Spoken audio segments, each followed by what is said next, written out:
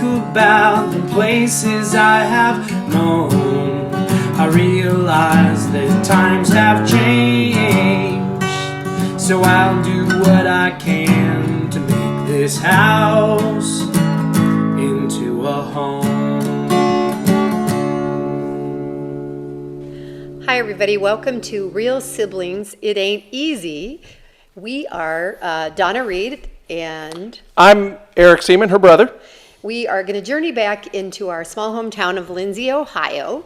And this is our first episode, and we're going to introduce you to the 4 homes that I lived in. And 2 homes that I lived in. Over the 40 years, where we were in this little town of just under 500 people. Our goal is to reminisce and share how our lives there were impacted and led us into real estate careers. For me, in Tucson, Arizona. And I'm in San Antonio, Texas. So we hope that we will be able to share the love and laughter that we always had, and to compare and contrast with where we live now and how it's affected our work. And we also hope that you're going to follow along and that you'll take this journey through the miles and across time with us. Yeah, and before we go any further, you all heard that little bit of music at the beginning. That's a shout out to Donna's really talented second oldest son and my nephew, Adam Reed. He performs as shepherds and sailors, and we approached him and said, hey, can you put this together for us? And within 24 hours, he had that little ditty put together, and we think it's perfect. Also, our format typically is going to be that we will not be together. This is kind of unusual. We get together once a year as a family reunion, and we are together today in Manhattan, Kansas, despite the fact that we're from Tucson and San Antonio. And finally, our goal is to keep these to about 20 minutes so that it's an easy listen, whether you're doing your dishes, that chore, quick podcast in the car. That's what we're shooting for. So, doing the dishes, that's what makes a house a home, right? That's right. Yeah, we're going to be good at that. So we're sitting here at our brother Dan's house in Manhattan, Kansas, and what we thought we would start with is just a little bit about where we grew up, the town we grew up in, and what our life was like. And then in future podcasts, we'll be able to, via Zoom, because we won't be together, we'll talk a little bit about the structure of the home, the places we live now, how they relate or don't relate.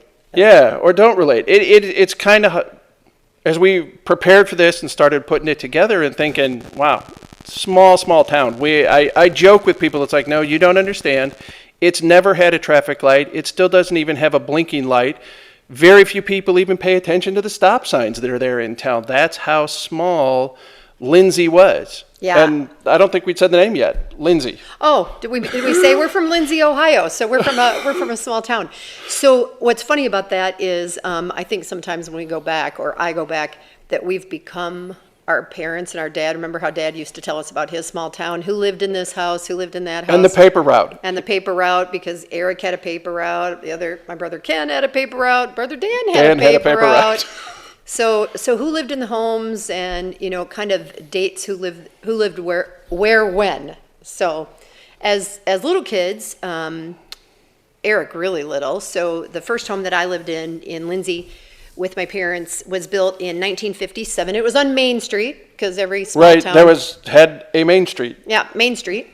And to just think right off the top of my head, we had 4 or 5 steps up into the front porch, because there was a pretty front porch that faced Main Street, and a single car garage down a long, narrow driveway. Do you remember that? Were you old enough to remember that? I remember the garage, but single car? I mean, The driveway was single, but didn't it widen out so that it was a 2-car garage?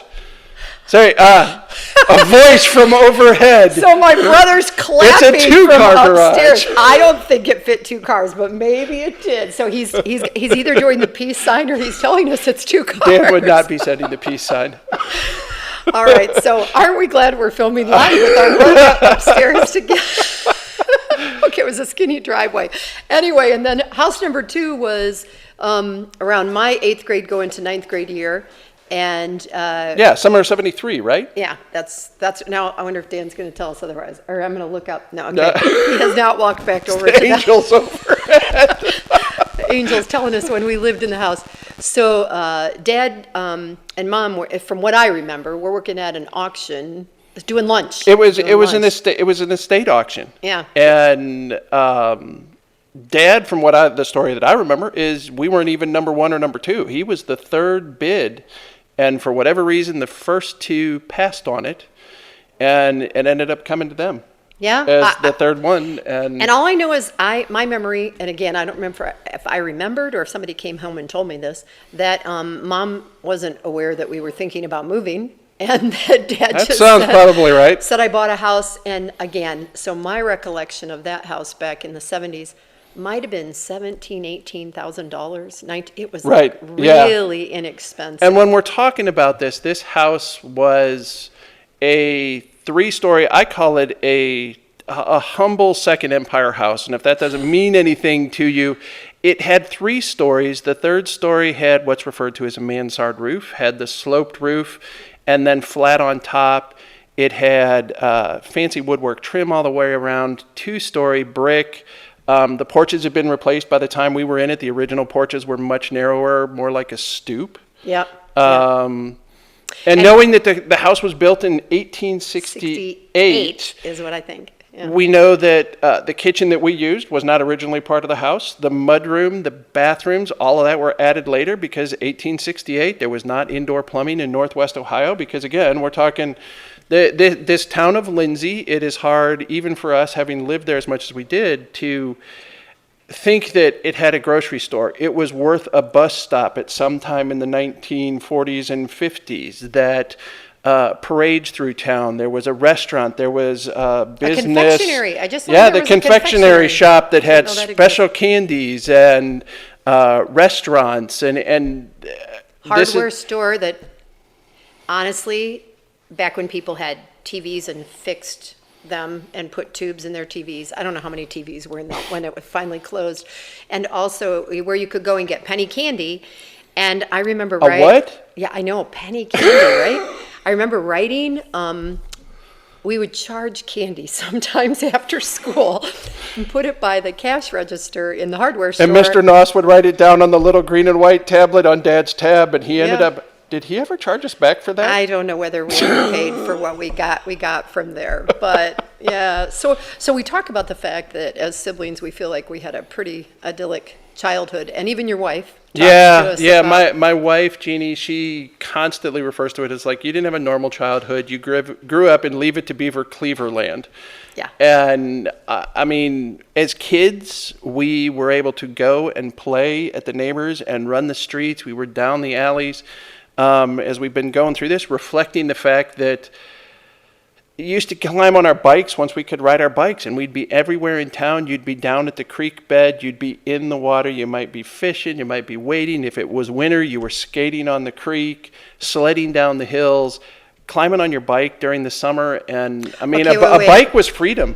So I have to interrupt. The hills was really one hill because it was flat. It was farmland, and it had been part of the Black Swamp, and it was Right. good rich soil and farmland. So sometimes the hills, I remember having my son sled down the entrance to the barn across the street, which was maybe 6 feet tall, but the other thing, because we were talking about riding our bikes, is that we would go out into the country. Right. And it was a couple of miles out, and then the Ohio Turnpike ran across, and so there was a hill there, and we would go up the hill, and you'd stop at how the many bridge, of you did this? and did any of you ever and it's like the big semi trucks going by. You'd get them to honk your horn, and again, we're contrasting this. And I think in San Antonio is a big enough city that every pedestrian bridge or bridge that accommodates pedestrians has some sort of screen or grate on it, because today's day and age, they're throwing things off or jumping or something along those lines. And here we were riding our bikes on country roads around tractors, farm equipment, sometimes large trucks, semis going through town full of grain, things like that. Yeah. And we're just climbing on our bikes and going, and 2.5 miles. There were hours that we never even checked in. I mean, you'd leave the house in the morning during the summer, and you'd come home at noon, maybe, if you weren't eating at a friend's house, right? Yeah. There was a telephone call to mom. Maybe they cared where you were. Maybe they didn't worry about it. One time, so my kids also. I lived in 2 additional homes because I married and moved back there and lived there for another 20 years. And so my boys also grew up in this town. And they one time, when after we moved to Tucson, they drew a picture of the town on a cocktail napkin. The whole town on a cocktail? On a cocktail nap. I can't even say that word. Cocktail napkin. Anyway, I remember. I thought, you need another drink. Yeah, I'm drinking water, I swear. How do you draw the whole town on a napkin? And well, because it's not very big. I mean, again, thinking back to some of what I had said about the fact that it had a restaurant, it was a bus stop, you had businesses in town, you had the local post office, but there was a school in town. We called it was the Washington Township School.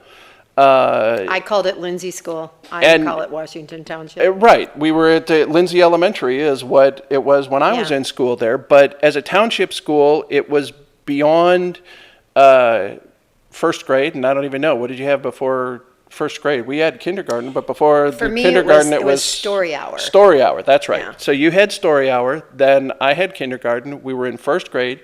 You were there, though, through to 8th grade because it wasn't part of the incorporated school district until I got into school. And then all of the little farm towns came together, and we went to the big city, which was maybe 17,000 people. Right. I don't know, for school. But we went from class sizes for me of 22 to 25 kids, and suddenly I had a graduating class of 560. Yeah. See, and students. the town had already started to get small enough by the time I was there. My class that I figure I had 6 girls and 5 guys. We had 11. We had 11 in our class. Wow. And then my graduating class was only 390 at Ross by the time I graduated. So it was. Well, the other thing that's kind of funny, everybody, is so it's a farm town, right? And our dad was a farmer. He grew up a farmer. We didn't. We were townies. So I remember, our friends were in the country, so we could ride our bikes into the country. But I remember Dad and I having a conversation one time about the fact that I asked something about farming, and he's like, I can't believe you lived here all your life and you don't know this. It had to do with tile and drainage in a field, and I thought... Which, when I was first brought up to me, it's like, what do you mean you're putting tile in a field? And it wasn't until years later that I knew what that... Right, right. Yeah. But Dad had an agricultural degree. He was a Buckeye. He had gone to Ohio State, graduated in 56, so he had... What does that make it? 53, 54, 55, 55. No, he started in 52. 1952. Yeah. And right before, for everybody who's a Buckeye, I think it was right before Woody Hayes started as coach. He started about the time that Dad graduated is when Woody had started down there. Yeah. So we wind up in this little town, and so, bringing it back to the fact of what we do now. So, when you're a kid, I think you just live in your house, right? You don't pay attention. I do remember that our dad was frugal, which is my polite word for cheap. He was cheap. So when he came home and they'd bought this really old house, we had layers of wallpaper to scrape, and there was no steamer. It was like sponge, scrape. Yep, we all had a putty knife and we all scraped. Even at that point, I was 7, going to be 8 years old. So I was down on the floor. I got the low boards at that point, the low part of the wall. Yeah. So Dad, it was a remodel, the summer of 73. And a remodel. I have to tell you that when I used to trick or treat at this house, it was like a scary house. It was like, because old people lived there, and you would it was almost like you'd be dared to go up on the porch to go trick or treating there. No lights, big porch. Yeah. And so that summer there was a lot of work done, and our dad was quite good with tools, so he did a lot of work himself. And then I started 9th grade in that house. Yeah. So as I went, I was in 9th. How old were you when we moved into that house? Oh, that's what I say. It was 73. I turned 8. Actually, I think we moved in one of the highlight stories of the famous I was homesick. The night that we moved in, I got sick.